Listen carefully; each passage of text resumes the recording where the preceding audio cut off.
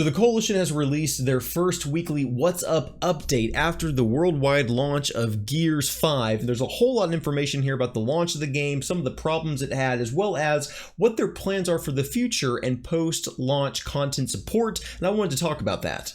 Howdy, hey folks, welcome back to the channel. As you know, it is my desire to bring you some joy with every piece of content that I create. I'm the Coltrane, and let's look at 2 or 3 pieces of information from this update and just see if we can try to get some perspective and understanding of what the Coalition is choosing to do with Gears 5 and their post-launch content support.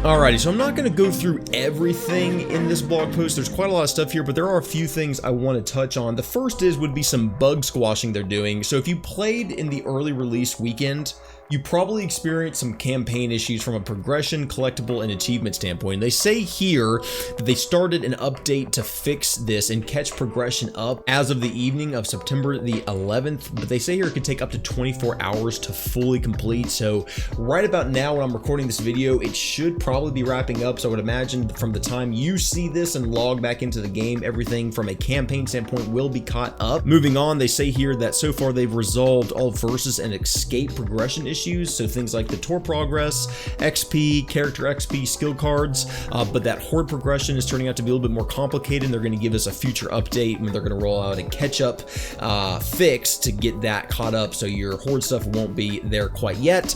Then they repost the image they posted a couple days ago. It's a roadmap image of the first 6 months of Gears 5. Then they talk a little bit about the operations and how those are 3 months long and how content is unlocked. If you haven't seen this video or read this part of the article, there's a lot here. I'm not going to go over all of it.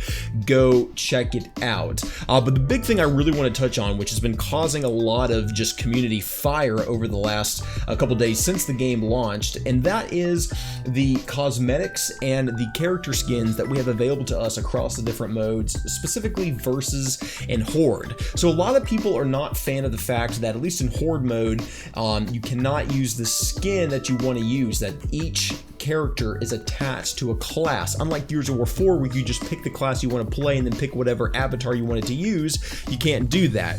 And this really, I think, the reason the Coalition is doing that is they took just a totally different philosophical design approach to their characters in Gears 5. So they say here in Gears 5, a character is their identity. For example, Foz, Ram, or the Swarm Sniper are all considered characters, and that each character then has a skin. They're doing this because each COG character specifically, but this also applies to some of the Swarm characters, are going to essentially be a hero or a COG hero in that sense. And what this essentially means is they're going to have their own ultimate and passive abilities for Horde and Escape. Now that's all well and good. The problem here though is it's attaching a character to a certain set of abilities in those PvE modes, and this is what people are not liking. And really what I can boil this down to, I think, when I try to think about it, because I didn't really like it either. I like being able to play who I want to play as. I mean, my gamer tag's the Coltrane. Yeah, my name is actually Cole, but I want to play as the Coltrane in Gears 5, and he's not even a character right now that's available. But what they seem to be doing here is kind of, I'm going to use another game to try to help paint a picture. They're kind of doing like an Apex Legends, where each character in the game has their own kit, right? And you're going to choose that character to use that kit for their specific play styles. It's the same thing here. Now, this is jarring to be sure, because we as fans haven't had that before in Gears, and so it's kind of like, well, why are you choosing to do this? I think the reason is probably they're going to just really try to diversify the playstyle, which in the long run is really better for replayability, because if you have 20 characters that have 20 different kits to them, that's going to bring about just more diversity, but that doesn't necessarily help the cosmetic piece of allowing you to play as who you want. It's my personal opinion that they could still go this route, but say like a Carmine or the Coltrane or a Baird, those guys are probably going to come as Horde heroes and COG heroes. We know that. I mean, absolutely they are. But what they could have done, at least for launch content, is made their skins available for Versus mode at the very least, and then rolled out their unique kits for Escape and Horde. So I think they could have chosen to done that. For whatever reason, they didn't. And so this is where we are. It doesn't necessarily make it better. It's just something that we're going to have to swallow and just kind of adjust to as the team continues to support the game.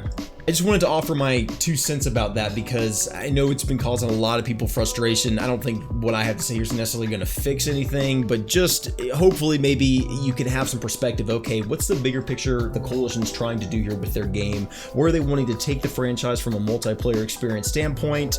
Hopefully it'll speak to that a little bit for you and maybe kind of lessen the frustration that you might have been experiencing about the lack of cosmetic characters. Speaking of which, let me know in the comments below, what character do you typically play as? I would love to know that for both COG and Swarm.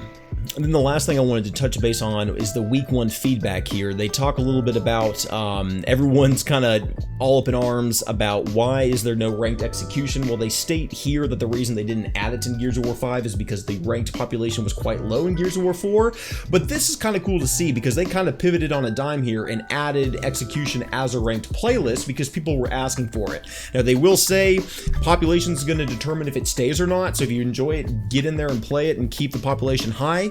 They also then talk a little bit about some of the division skill points and particularly the re-ups and the lack of cool cosmetics people are getting from a kind of emblem standpoint that surrounds the number of how many re-ups you have and your current level number. They're not super cool right now. I haven't hit a re-up yet, but people are saying they're really lackluster, as well as the rewards you get. You're getting like a mark, or you're getting a blood spray, or you're getting a single weapon skin.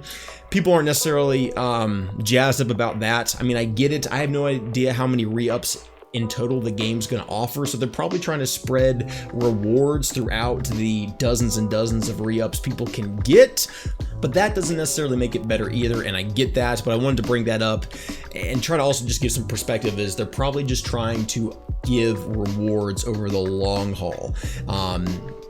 Yeah, you can have your own opinions about the microtransactions and stuff.